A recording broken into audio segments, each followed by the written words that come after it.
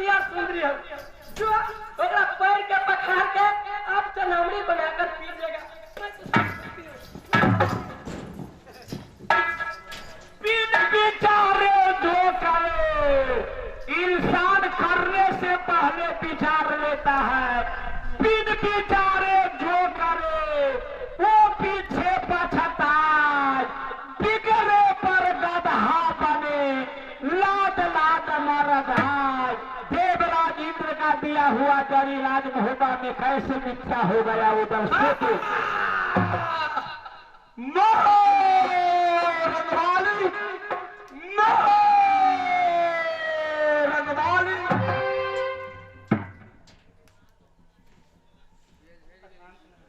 प्रणाम करती है, प्रणाम करने चली है, प्रणाम करने चली है। वादा है बनाई है गंगा जी के धार।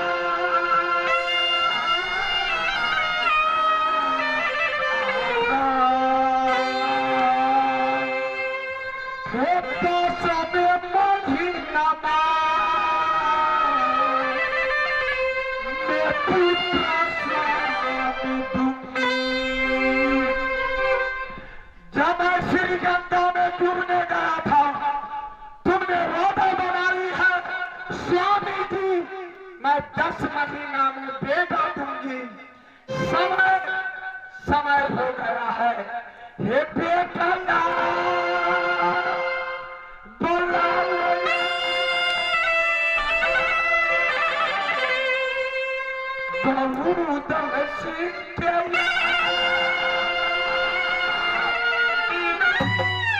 रोती है रोती है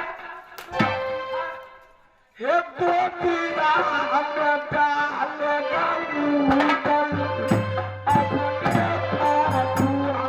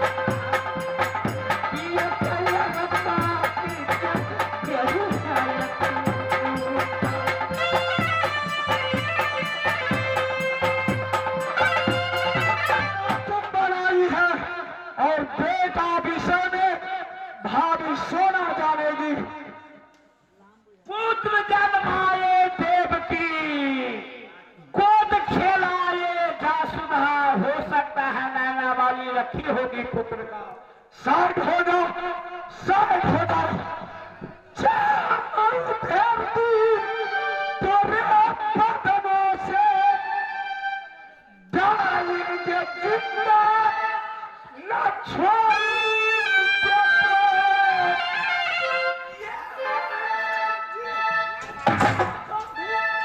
न छोड़ेंगे डालेंगे।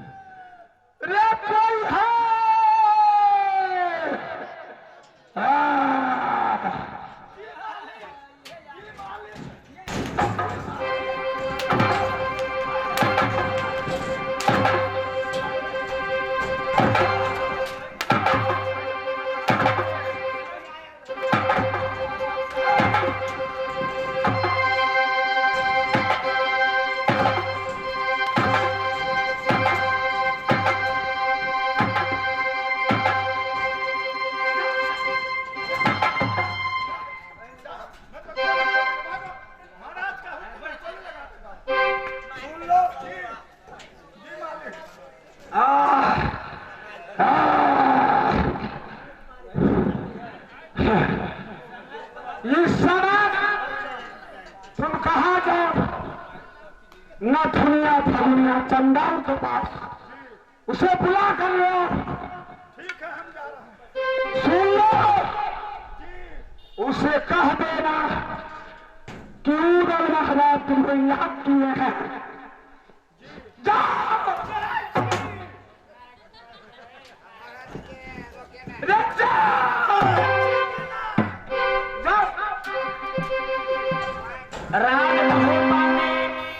मोरंगवानी बहुत गलती कर गई, तो डोली सजा करके उसे नैहर भेज दीजिए। रुदन डोम का हवाला मत कीजिए।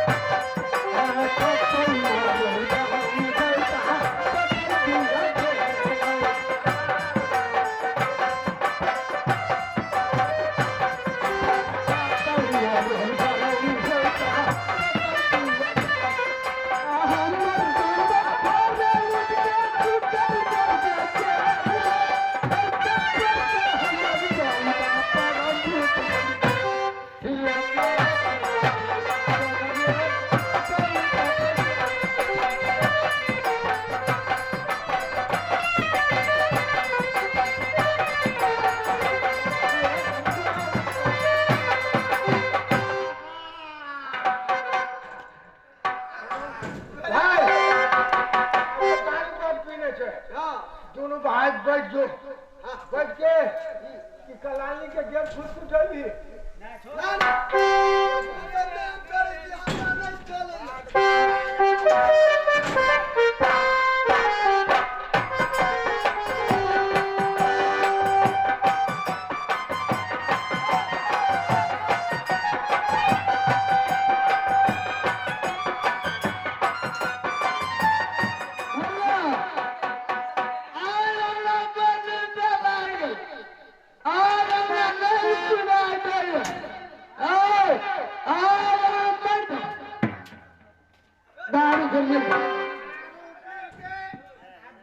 ए नथनी फोगनी घर में है रे, बाहर निकलो।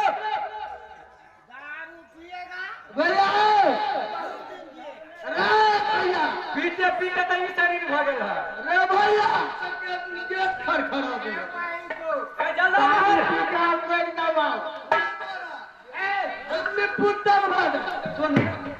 ए फोगनी नथनी लो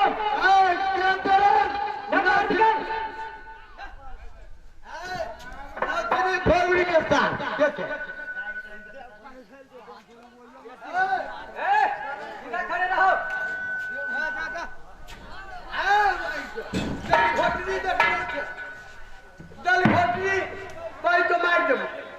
रेवदल घोटनी है, सही से देखो। हाँ? देखो तुम्हें उदल महाराज याद किए हैं। कौन सारा उदल है रे? जवान संभाल कर बात करो। कौन सा उदल है? हमरा तुम भाई के सामने में कोई नहीं है। ठीक है भैया।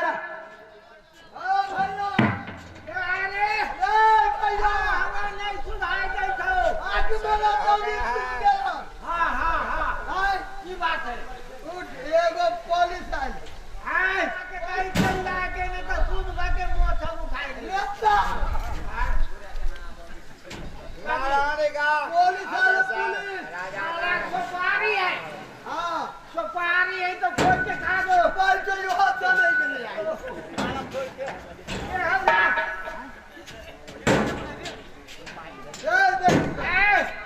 तुम कौन है रे?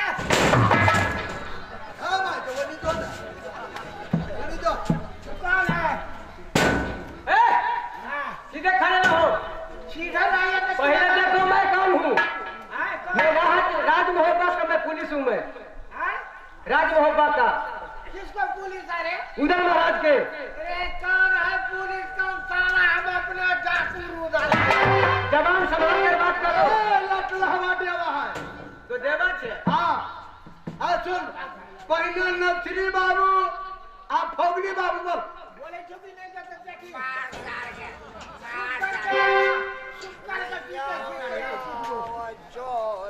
मेरी बहनी सही बात कही। डोम जात के चाल नहीं छूटते कहियो। वह बात कहली है।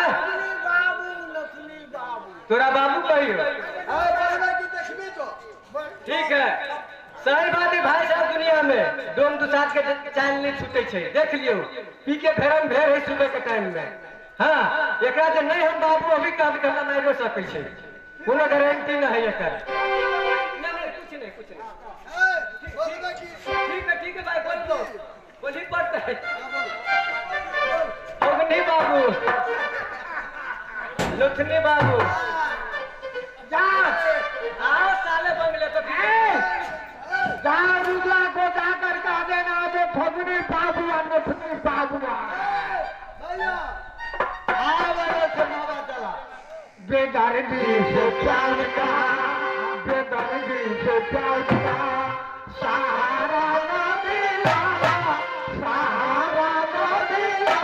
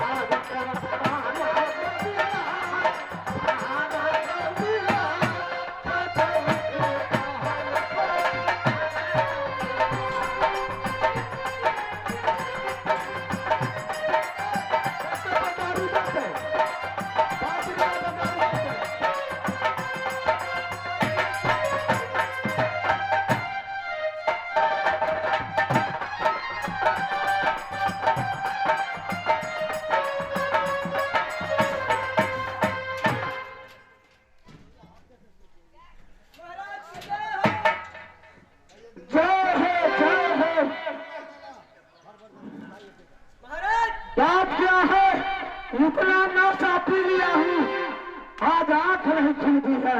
आंखें खोलिए महाराज। बोलो बात क्या है? महाराज, जब मैं नौथली और सौतनी डोम के पास गया, जब मैंने उसे आपके बारे में बोला तो बोला कि ठीक है मैं आ रहा हूँ, चलो। आओ दो। बहुत मजा किया था।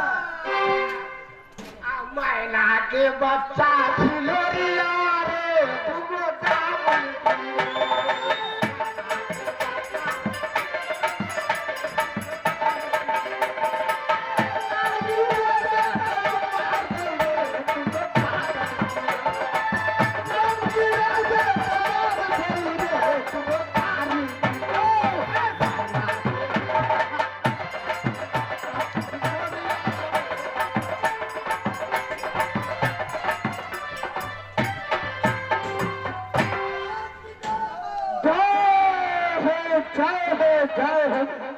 बाबुलिया, यह ईदल का दरबार है, बैठने का चेष्टा मत करो।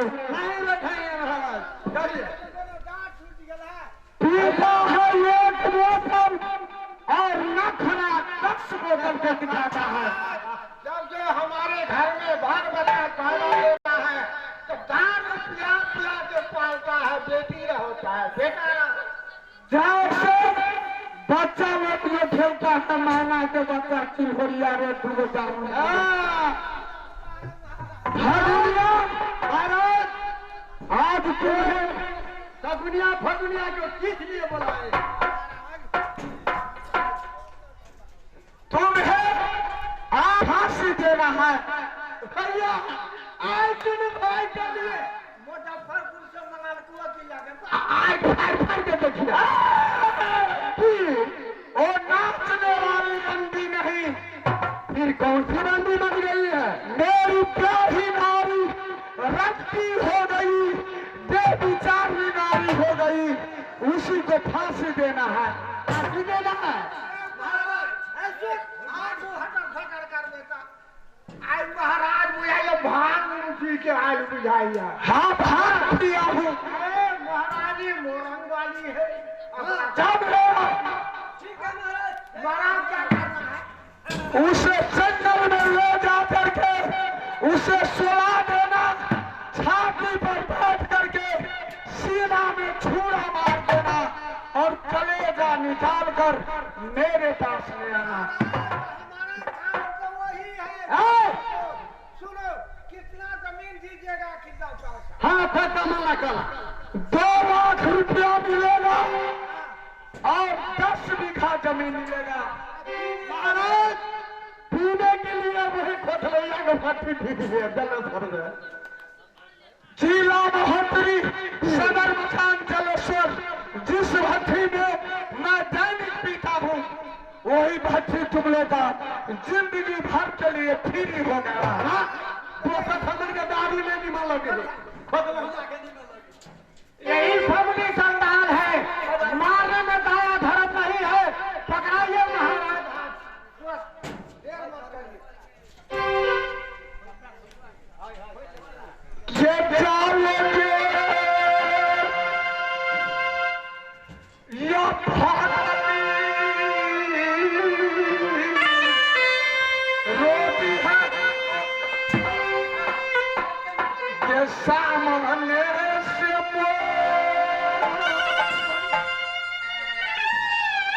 ये नौता ये टूट गए के रंगी